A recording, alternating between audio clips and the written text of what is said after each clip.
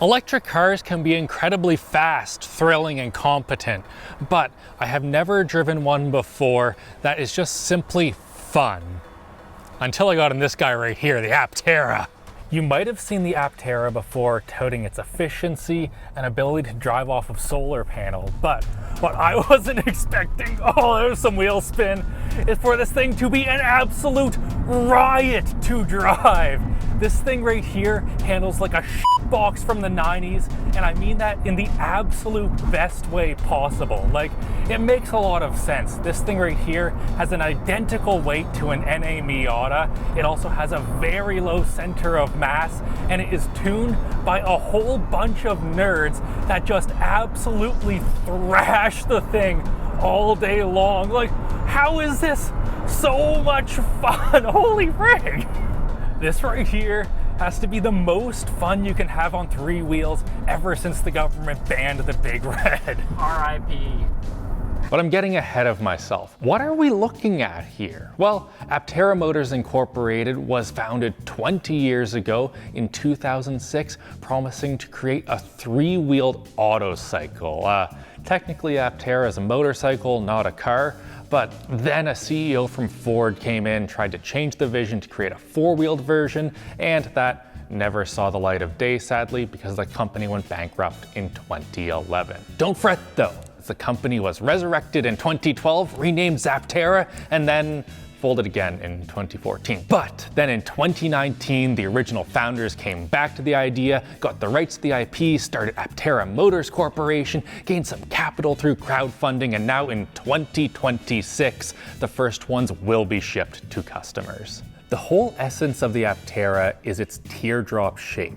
They basically figured out the most efficient shape possible for a two-seater and then went through hell and back to make everything a car needs to function fit inside of that shape. The structure of the Aptera is interesting. It is technically a body-on-frame vehicle with aluminum rails that run front to back, not just to provide strength, but also mounting points for the suspension and subframe. And that's where the similarities with a big off-roader end, because the main chassis is made out of one piece of forged carbon fiber. This makes the whole chassis not only very strong, but incredibly light, with the weight being what I'd describe as like a fiberglass dinghy if you've ever carried one of those down to the shore. To help protect the occupants, they also have a steel roll cage that mounts here, goes up and around there, also up and over that way. So you can take it for a flip and you should be fine.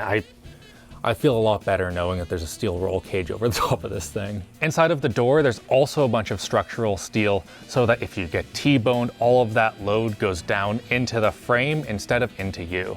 Because the shape of the Aptera is so good at going through the air, they don't need to stuff it full of batteries like you would a traditional EV. So right here we have a 44 kilowatt hour pack, which you wouldn't expect to deliver much range, but because it's so dang efficient, they have an expected 640 kilometers away from a plug. If for whatever reason you do need to service the battery, all of the coolant lines, electronics, and AC are just stored in the tunnel here, so the battery can just drop out of the bottom and be replaced. Now, Aptera originally wanted to use in-hub motors from a Lafay because these make packaging so much easier. Like, the entire motor itself is integrated right into the wheel, but unfortunately the Lafay wasn't able to scale up to meet the production needs for Aptera, so they have a more traditional motor now. After a complete redesign of basically everything in here, the Aptera now houses this 200 horsepower electric motor that is designed for electric SUVs. Now, it's able to produce up to 230 foot-pounds of torque, but they have had to turn that down a little bit so that it's not just a complete burnout machine. Comment down below though if you want them to add a bonkers mode where they just give you all of the power and you're able to put 11s everywhere with your electric solar car. Yes. Yeah, do it. Come on guys. With the great big electric motor now occupying the front of the car, Aptera needed to get rather creative with the front suspension. So the basics are here. We've got a somewhat standard double wishbone front suspension. There's an anti-roll bar here that connects to the bottom A-arm, but Where the heck are the springs? Now, of course, having a big spring coming down through here like you would on a standard car is a complete no-go. It would screw up the airflow a whole bunch and drop the efficiency. So instead, they have this cantilever right here that turns vertical movement of the suspension into horizontal movement of the shock. Currently, the Aptera rides on some sick, fully adjustable coilovers, although sadly, these won't be in the final version. They're going to use the adjustments to find out exactly what suspension settings they need, and then apply those to a more standard static shock that's much cheaper. In the rear, the single wheel has a dual trailing arm design that is pretty similar to what you'd find on a motorcycle, and with a bunch of tuning, they've actually set up the suspension so that as you corner harder, it presses the rear wheel into the ground more, meaning that the more that you huck this thing into a corner, the harder it grips. It's sweet. With the key mechanical bits in place, we now need some body panels. They're all constructed out of fiberglass, and for the initial low production runs, they actually are attaching these panels using some jigs just like this. Those hold them on and ensure that the panel gaps are tighter than my butthole after hitting black ice on the Coquihalla. Huge thanks to Odoo for sponsoring today's video. Running a business gets complicated fast, something that we know all too well now, and keeping track of everything can get both confusing and expensive fast. If you're keeping track of everything with a variety of spreadsheets and apps, it's time to get Odoo. Odoo is an all-in-one business management platform that offers small to medium businesses one place for all of their accounting, sales, CRM, inventory, and even website building. To build your own website with Odoo, it couldn't be easier. Just define your goals, choose a color palette, select a theme of the many they have available, and you're good to get going. Odoo Site Builder uses an intuitive drag and drop interface that requires no technical experience, so you can seamlessly add different blocks, pages, and features to your website, or if you are a nerd, you can customize everything to your heart's content. You can even animate any element on your site to make it more engaging for your customers. So check out Odoo today. Your first application is free for life. There's a free 15-day trial with no credit card required, and plans start at just $24.90 per month. Click the link in the description to get started today. All of this brings us to the production prototype, aka Artemis, and I think that this thing just looks absolutely insane. Up front, we have some DRLs that double as the turn signals, and in the center here, we have the headlights and high beams, because since this is technically a motorcycle, it needs to have one headlight directly in the center. To decrease drag, they have what they call wheel pants over the wheels, and they want to get these as far away from the body as they can for aerodynamics. So this thing actually has the same front track width as a F-150 Raptor, even though it has half the turning radius. Anyway, the Aptera is basically a hot hatch. You can get into the rear by just knocking twice right there, and in here we have a surprising amount of room. Like, I can almost lay all the way down in here, and in the middle there's a tiny little storage spot, so you can throw your first aid kit, maybe tire repair kit in here, and this has a true engineering reason to exist. See, big flat pieces of carbon fiber aren't actually that strong, so they needed to add a feature in here in order to strengthen it a bit, and it just so happens that it's useful for the end user too. You can see the same thing on the inside of the hatch itself. So they have this carbon fiber sheet here and needed some ribbing, but instead of just adding some ribs across it, they actually added these sort of designs here that mimic the solar panels on the top. And oh yeah, and I haven't really mentioned that this thing's solar powered yet. You've got solar panels on the rear, on the roof, on the dash, and also on the hood. This allows you to bring in nearly the maximum amount of energy possible from the sun on this vehicle. And at this point, I can tell you that I think solar power is kind of silly on cars. With all of these solar panels, they can bring in about 500 watts, which sounds pretty great until you realize that the motor can draw about 150,000 watts. So yeah, on most cars, solar energy makes absolutely no sense, but because the Aptera is so incredibly efficient, they're able to gain 64 kilometers of range per day just from the sun. And like, be honest, do you drive that far every day? I did ask them about a potential version that omits the solar panels to bring the cost down, and they said that there just isn't much point because of the energy that it brings in and the cost of electricity. These end up paying for themselves anyway within a couple of years, and like, it's cool, it's a solar powered car, just get the solar. The solar panels themselves are bonded to a layer of glass, but this isn't any ordinary glass. See, like, the windshield is made out of a softer glass that is designed to shatter and make sure that big shards don't go into your face, whereas this right here can be much stronger, and it's kind of like a Gorilla Glass across your car. So rock gets kicked up, it's just gonna bounce off. They wouldn't let me throw rocks at it though.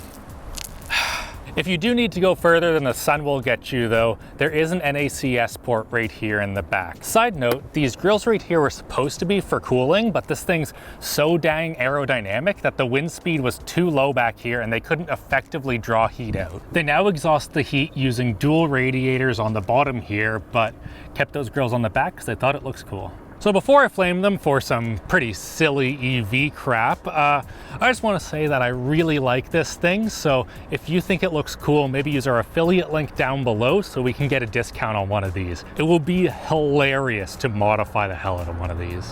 So the gimmicks, much like the rear, to get into the car, you knock twice. It works pretty well, but I wouldn't mind a handle. They are rather silly, but these gull wing doors are pretty sick. Once you're in here, you can open the door by either pressing a little button right there, or you can grab this orange little pull tab on the back to manually release it. They didn't go full Tesla on us at least, so we have a stalk for the turn signals, some volume control, and a little toot on the horn, but that's where the physical controls end. Every single thing that you need to do in here is on the touchscreen. So put your windows up and down, your climate controls, even park and drive, all of that is on here. They do fortunately have some backup drive control buttons down here, and I was planning on, and wrote in the script, being much more mad about this until I talked to the CEO about why they went with just a touchscreen. Even though I love physical controls, I didn't think about just how dang heavy they are. Not just the buttons themselves, but also the connectors and the wiring, and all of that adds up after a while. In a normal EV, just the wiring alone can be like 70 to 80 kilograms, whereas in this right here, it is just 18 kg. So having just this touchscreen allows them to drop the weight by quite a bit, and also they have all of the code and CAD available so that you can add Bluetooth buttons later if you want a volume knob or some switches or stuff like that.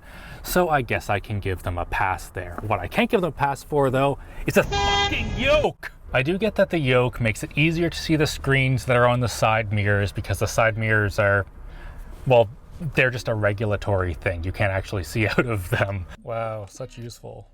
But it's just not good. Like, sure, in some cars that have super quick steering racks, a yoke can be totally fine, but this guy right here has a very average, very pretty long steering rack, and look at this. When the yoke's upside down, I can still see those, and like, if you just made this a little bit smaller, it would be fine with a top of the steering wheel. Now, this is just my opinion, so maybe you guys want to see a yoke in something like this, and comment down below what you think Aptera should do. Are you team no yoke, or I'm not gonna say that. And here we also have a 4.1 stereo, so tweeters are right here, mids down there, and a sub in the back. The sub itself is currently an infinite baffle, although they are debating adding a little sealed box or a ported enclosure for it, although I personally think they should just leave it an infinite baffle for those extra creamy low notes.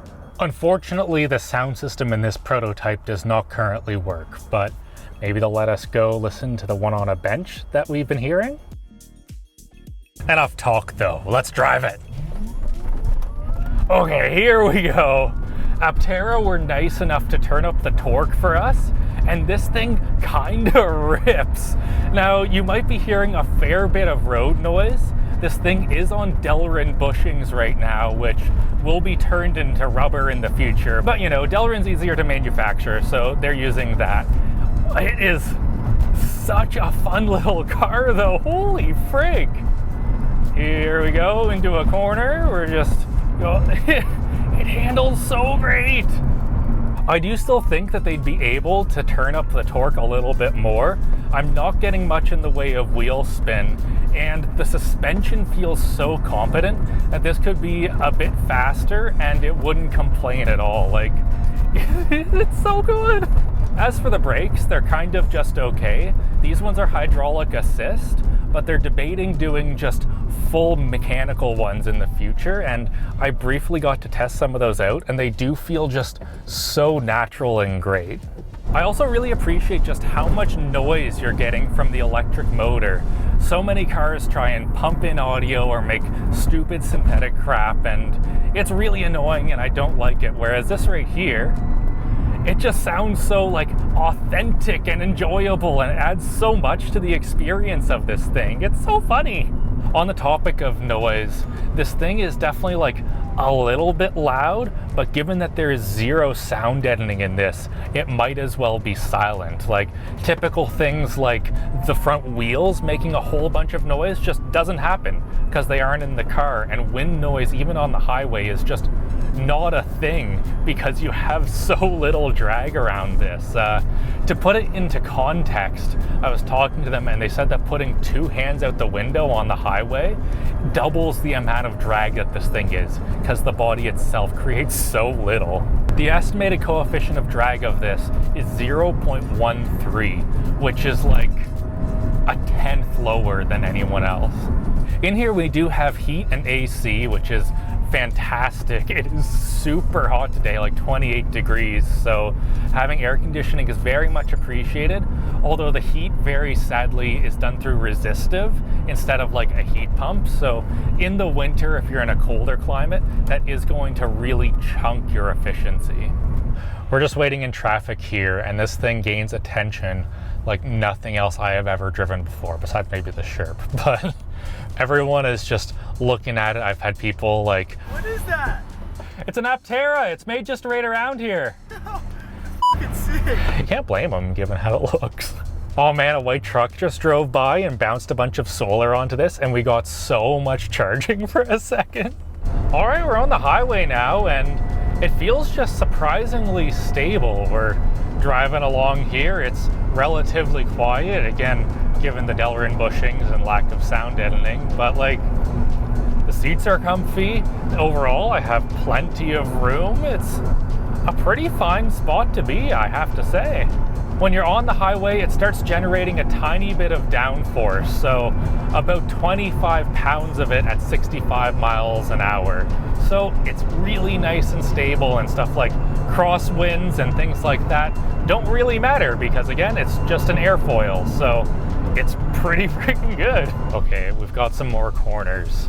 It says that I should be taking it at 20. I think I'm going to enter at 40 and speed up. Oh wow.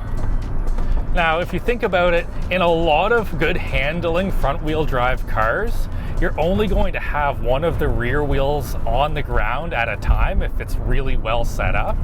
And this right here, well, it just feels like a really well set up front-wheel drive car. I was asking the suspension engineers about it, and I asked them sort of like, does this thing tend to oversteer or understeer? And their reply was simply, we're going to try and have it a bit towards understeer when it launches. So yeah, it oversteers. It's so sweet.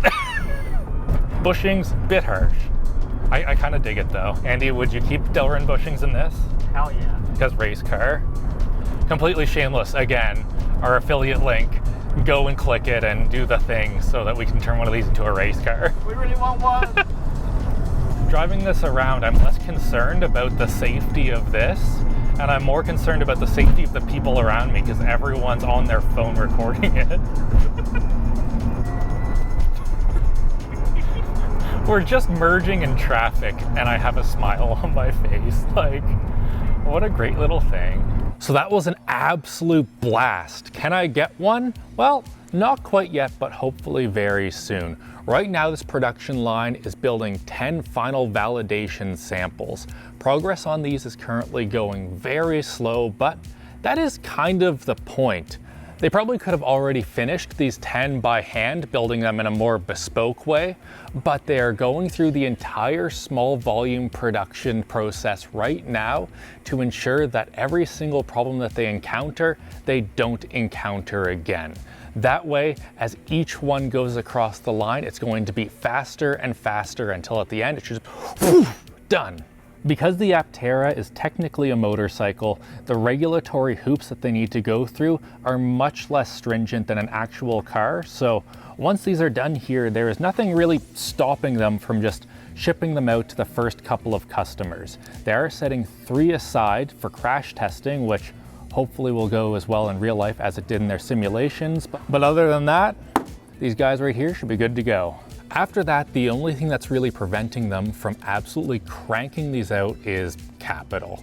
They have been raising money, like $150 million in crowdfunding and investments, which might sound like a lot, but for a ground-up vehicle, that is essentially nothing. For context, the development alone of the Rivian R1T was $1.7 billion, and then the manufacturing plant that those are made in, well, that was an additional $8 billion. So the amount that Aptera has been able to do on that shoestring budget is truly impressive. And this brings us to the price. At about $40,000 for one of these, it is on the high side for sure. And it isn't like Aptera is gouging you, these things are just expensive. Aptera has solid tier 1 suppliers for key components like the electric motor, solar panels, and the carbon fiber tub. But for other things, tier 1 suppliers just won't pick up the phone unless you're placing an order for hundreds of thousands of parts. This can lead to situations where a part that Toyota pays 5 cents for, Aptera might have to spend $5 for, contributing to that price. Another way to look at it though is you're getting a super funky electric Miata for a price that's just a tiny bit more than an ND. So overall, I friggin' love this thing, and it proves once again that nothing is more important to the driving experience than removing mass from your car. Just like you can remove some weight from your wallet by using our reservation code down below, you get $30 off of that if you use it. So we actually really want one of these so we can just go absolutely bonkers on it. And yeah, of course, hit like, get subscribed, and have a great old day. Our Patreon's also linked down below. Subscribe! Yeah, subscribe please.